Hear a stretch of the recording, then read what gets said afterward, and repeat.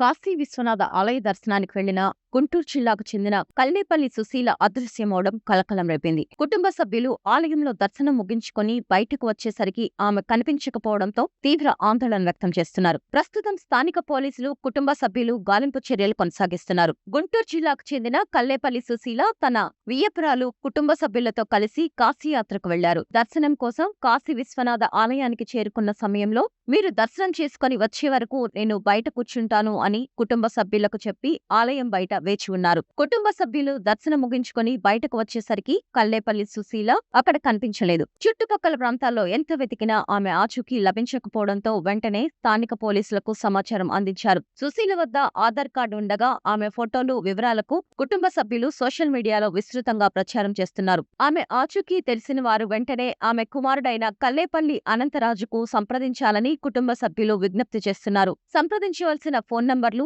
8247390021, 9848332773. ప్రస్తుతం పోలీసులు ఆలయ పరిసర ప్రాంతాల్లో సీసీటీవీ దృశ్యాలను పరిశీలిస్తూ గాలింపు చర్యలు కొనసాగిస్తున్నారు. కల్లేపల్లి సుశీల ఆచూకీ తెలిసిన వారు ఈ నంబర్లకు సమాచారం అందించి కుటుంబ సభ్యులకు సహకరించాలని విజ్ఞప్తి చేస్తున్నారు. ఆమె క్షేమంగా తిరిగి కుటుంబ సభ్యులను చేరాలని అందరూ ఆకాంక్షిస్తున్నారు.